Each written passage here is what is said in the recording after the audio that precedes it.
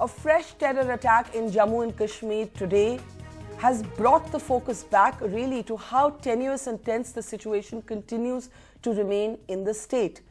With the onset of winter, there is usually a lull both in militancy and separatist protests. But at this time, there has also been an attempt at finding some sort of sustainable peace in the Kashmir Valley. Leading that civil society delegation has been former Finance Minister and senior politician Yashwant Sinha. To talk a little bit about this Kashmir initiative and this Jammu and Kashmir initiative, really in the end we should call it, in an age where terrorism remains also a very, very real threat and that shadow continues to hand over the conversation about Jammu and Kashmir, is Yashwant Sinha. Welcome to the Buck Stops here, Mr. Sinha. I must start by asking you to locate your larger peace initiative within the context of the terror that continues to haunt the state. And I ask you this in particular because if you will remember when the Uri terror attacks took place, you were on my show and you actually said that you were hoping for a limited military response. And it was to follow in the form of the surgical strikes, but you actually called and you were the first person to publicly call for a limited military strike. You then went on to say that one of the biggest mistakes or your regrets in the previous NDA government was to not have done so after the attack on the Indian Parliament. So given that terror continues, Uri, Nagrota, we've seen what's happened in Akhnoor today, the relentless ceasefire violations, more than 300 in number since the surgical strikes, where does a peace initiative fit in at this moment? It fits in very well. You talked about the terrorist strikes against our security forces generally in Jammu and Kashmir. At the same time, there has been a massive unrest in the valley post July 8 Burhan Wani killing, which went on for the longest period ever known. Longest continuous curfew, in fact. Curfew and hartal and all that in the valley. And it was that which drew me to Kashmir. It was not a delegation, it was just a group of people who felt concerned about it. And we went to Srinagar in our first visit. And we were happy that many doors which had been closed in the past were opened for us. And we were able to have very worthwhile discussions with a lot of people.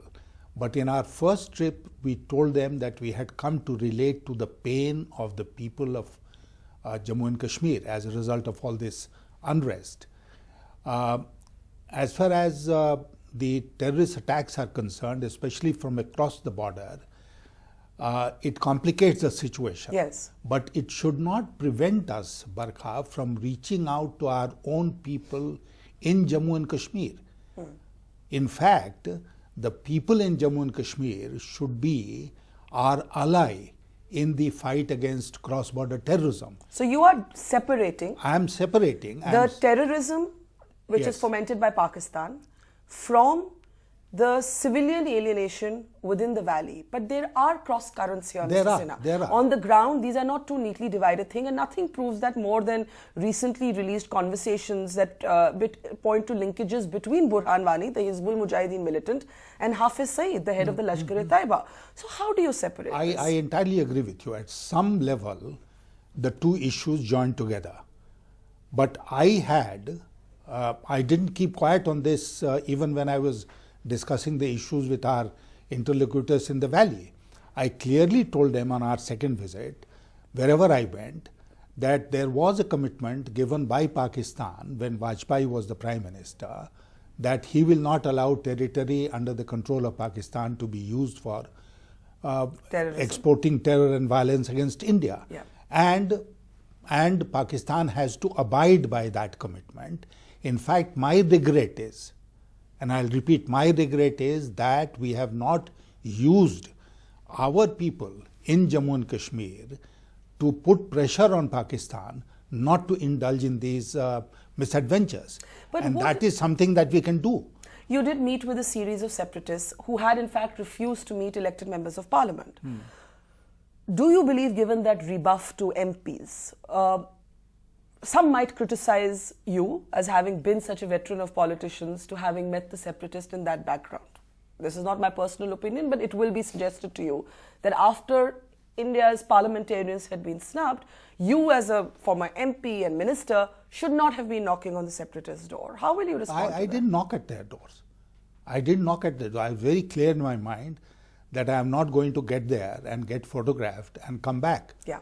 So I had made absolutely sure that the doors will be opened for me and my well group. Before going. Well before going. Otherwise, I would not have gone there and just for the sake of a photo opportunity. Is that what you think the all-party delegation did? No, I don't know. I will not like to comment on that. But the point I am making is that I had prior information that will be received and that they will open, especially Mr. Gilani will open his doors for us. So we went there, then we met the others who met us very, very gladly. There was no problem at all. You are saying, why did I meet the separatists? Some people might object to this. No, I'm saying no, but most people certainly. will ask you. Yeah, people will ask me. People have already asked me. Especially as the BJP does have, there's a contradiction here, and I want you to get into that, but complete your point. The contradiction to me is that there is an agenda of alliance between the BJP and the PDP that commits to dialogue with all stakeholders, including the separatists. But on the other hand, there is a kind of strident hyper-nationalism around this issue of meeting with these separatists. And even when Mehbooba Mufti reached out and invited them to meet the all-party delegation, Home Minister Rajnath Singh was on record saying this letter is their own initiative, thereby distancing the BJP from that. Sir, isn't this ideological dissonance between the BJP and the PDP really costing attempts at dialogue in the state? I'm glad you asked me this question. I served in the government of Mr. Vajpayee. Yes. And when we opened the doors for a dialogue with the separatists, I was the External Affairs Minister and directly dealing with the issue of Jammu and Kashmir. And I'm fully aware of what transpired and how Mr. Vajpayee reached out to the separatists also, like he did to other groups, and then advised the then Deputy Prime Minister and the Home Minister, Mr. Advani, to meet with them. To meet with them, and they had a couple of meetings. Then we lost power and this could not progress further. So that was what had happened when Mr. Vajpayee was the Prime Minister. He did not have reservations in talking or starting a dialogue even with the separatists. But today you'd be called an anti-national for wanting to do so. No. So it's a different environment. I am not bothered. But the point I am making is the agenda of alliance to which you referred is a political document. Yes. It is not a government document. Yes. It's a political document between two parties which are in power in Jammu and Kashmir today. Yeah. The PDP and the BJP. Yeah. The BJP as a party has committed itself after talking in admiration about the initiative of Mr. Vajpayee that they will follow the same path and will begin a dialogue process with all concerned, including the Hurriyat. That is what is stated in writing in the agenda of alliance. Nobody criticized the BJP for doing this. Then you are aware of the fact that the previous commander of the Northern Army in Srinagar, General Huda, had himself said that we should reach out to everyone, all stakeholders in Kashmir, including the Hurriyat. There have been voices. Nobody has been branded as anti-national. I did not have a hand in preparing that document called the Agenda of Alliance. Yes. So those who prepared the Agenda of Alliance are not anti-national. Only Yashwant Sinha is anti-national because I am saying please stick to the Agenda of Alliance. I can't accept this criticism. So BJP, if you look at the history of BJP and the BJP governments or BJP-led governments, then starting with Mr. Vajpayee on to the present government, which includes the party also, has been for a dialogue in Jammu and Kashmir, and this is exactly what I am saying. But what did you pick up when you met with people? Did you feel that agenda of alliance was being... Did people suggest to you that ye jo agenda hai is being implemented? No, the situation, Barka, on the ground has become very vitiated. And we were told bluntly many things, especially by the youth, and especially in the districts. And we have reflected some of it. One of the things you mentioned is that there was a lot of sort of hurt and anger over the fact that the Prime Minister went for Jayalalitha's funeral but did not come for Mufti Muhammad Saeed's funeral. This was one of the complaints. You see, there are two very clear feelings which you come across in the valley, and you've been there, so you would be aware. Yes. One is of betrayal. Right or wrong, I am not saying, but there is a feeling of betrayal that India has betrayed the people of Jammu and Kashmir. The second is of discrimination. And as part of the discrimination, they mentioned this also. But be that as it may, the point is, if we consider them to be our people as they are, then we should reach out to them. We should talk to them. Why has this situation arisen in Jammu and Kashmir?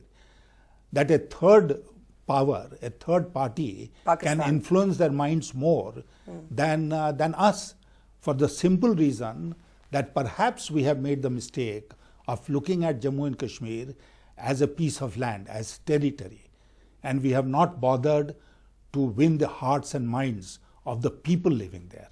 And this is what is needed. I want to push you a little bit more on what some might say is your own ideological contradiction. And I push you again on this separation that you seek, which I personally see a merit in, because I do believe, for example, that the Prime Minister reached out to Nawaz Sharif with a focused intensity that perhaps somebody could have also shown back home for the valley. But sir, is this separation possible? You meet with Syed Ali Shah Gilani. He's a separatist widely seen to be pro-Pakistan, to be close to Pakistan.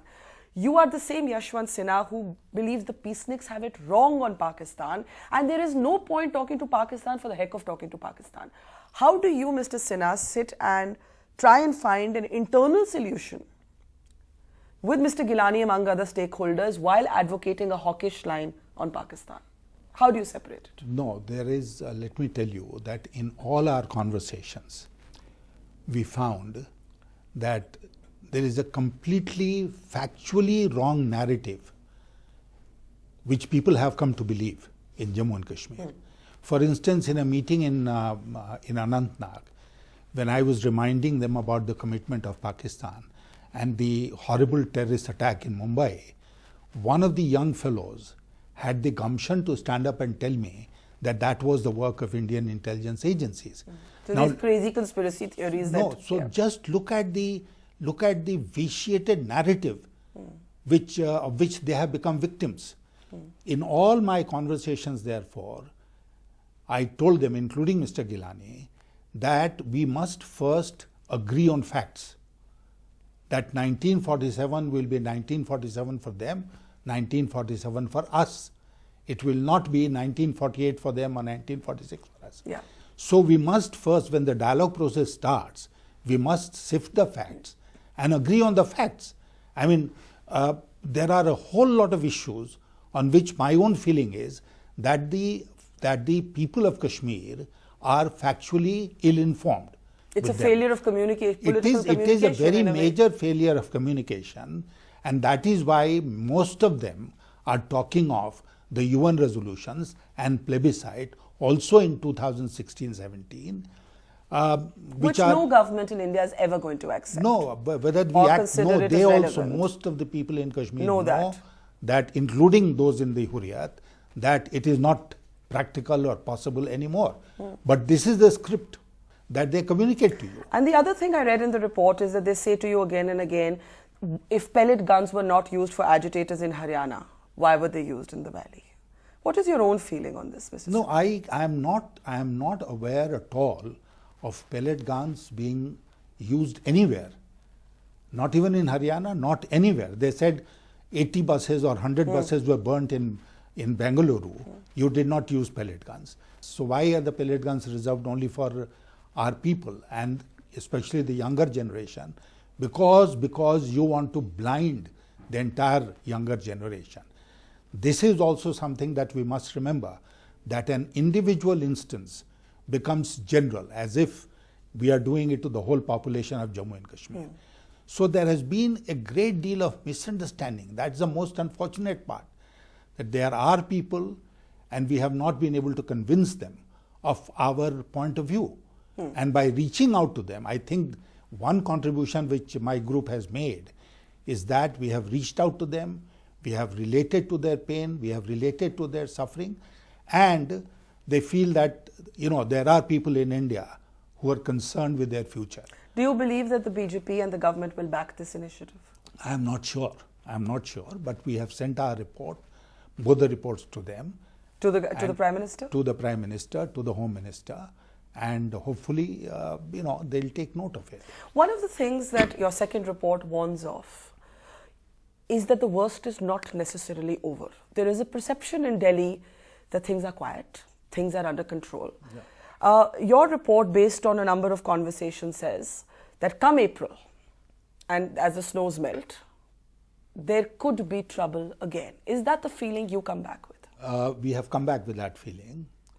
That the worst is yet to come? We were told when we went to Srinagar the first time that pre-Burhanwani killing, when this long agitation or uprising or whatever you call it started, there was a feeling that something terrible was going to happen. And people were talking about it, they were apprehensive. Burhanwani's killing was a trigger which started all of it. We heard similar apprehensions being voiced in our interactions. And when the authorities that we met in the Kashmir Valley, they were also saying that they had also heard this. So it is not something new that we have brought out.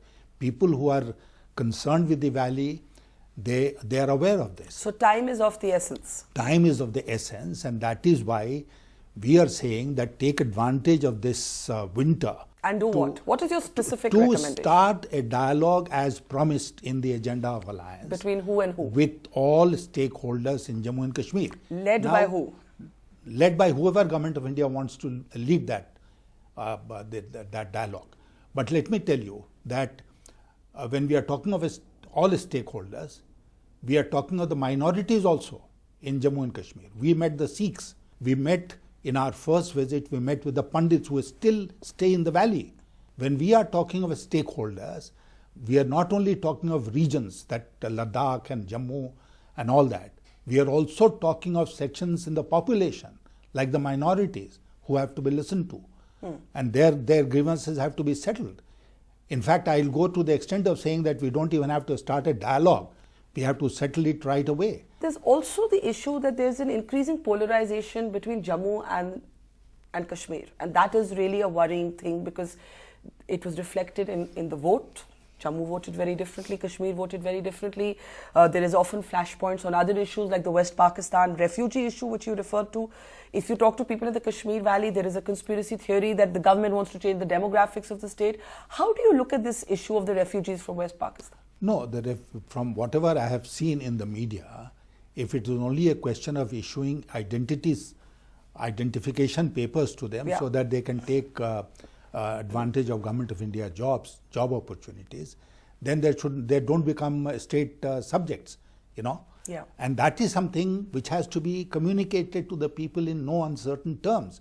This highlights the problem that we face in Jammu and Kashmir, namely that our communication systems are so inadequate that people tend to misunderstand even the right moves that we make. When you call for a dialogue to take with all stakeholders, which would of course include religious minorities, groups in Jammu, the Pandits issue and the separatists, do you also call for a dialogue between India and Pakistan? Because the agenda of alliance does.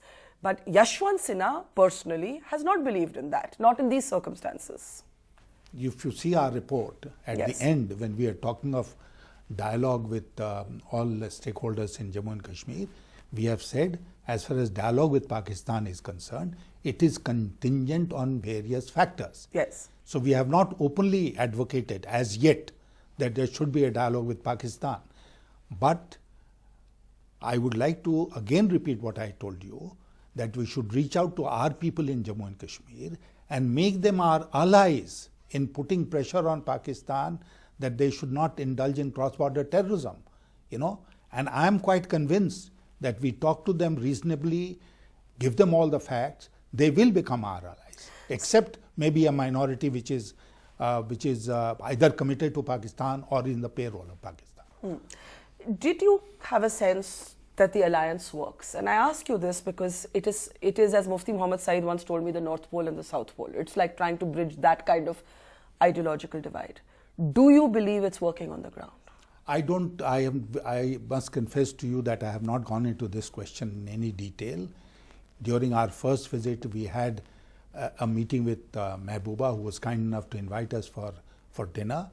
And we conveyed to her the points that we had come across. Do you see a rising religious radicalism as one of the concerns? Yes, it is.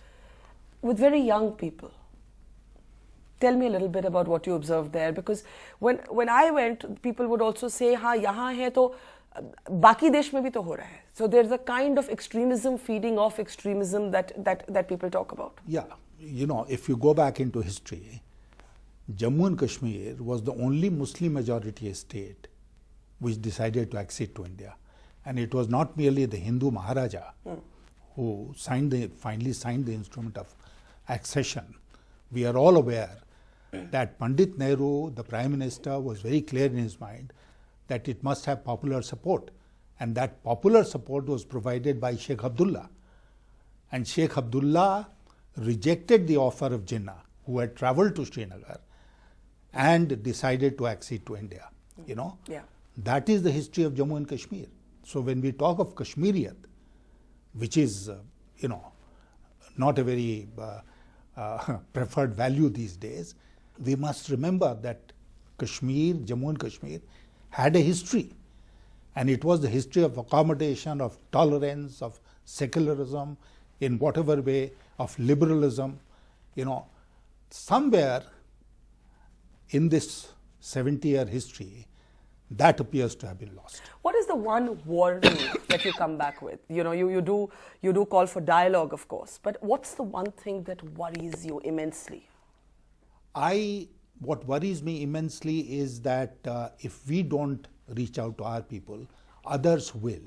The misunderstandings will multiply, will become deeper, and it will result in a lot of bloodshed, which is avoidable. Lot of bloodshed, and when I'm talking of bloodshed, I'm not merely talking of the terrorists getting killed, but I'm talking of our own Jawans getting killed in Jammu and Kashmir. Yeah. Why should that happen? You started this interview by referring to the terrorist attack this morning. Yeah. Why should that be allowed to happen? You know, why can't we have a situation where such things will not be allowed to happen? You have come across instances of where you go and kill a militant, or you surround a militant, and people are throwing stones at our security forces. What can or snatching weapons. Yes, what can be more galling than that? Why has this situation been reached? This is something that we need to ponder and find a way out. So in the end, I must ask you, it's an issue you've been largely staying away from, although you are more than well qualified to talk about it, and that is demonetization. Let's first link it to Kashmir. There has been an argument by the government, by security forces, that demonetization will shut the shop of militants, or has already done so, will choke their funding, will choke the funding of separatists. Did you have a sense of that on the ground? No. No? No, we didn't have a sense of that on the ground. You know, weather plays a very important role in activities in the valley especially. It's all frozen today, and this is generally a period when activities are limited. I think it will be a grave mistake, even Mehbooba has said this, that the peace that we see today is very fragile, because underneath that lava that is burning is there in full measure, and therefore it might burst open at any point of time. So I think it's a hasty conclusion to reach that because of demonetization we have been able to establish peace in. So it would be, in a sense, dangerous to draw that conclusion just yet. Yes. Because it might be misreading the situation on the ground. I'll agree with you. You know, I pushing you just a little bit more on this subject, that we do remember in 1998, you, Yashwant Sinha, introduced the 1,000 rupee note. That has now been taken out of the, it's been demonetized.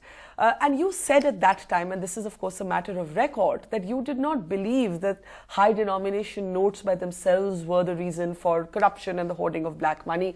You even referred to the ISI's influence then and said that yes, while they do provide counterfeit money to terrorists, this is not the best way to tackle corruption in the parallel economy.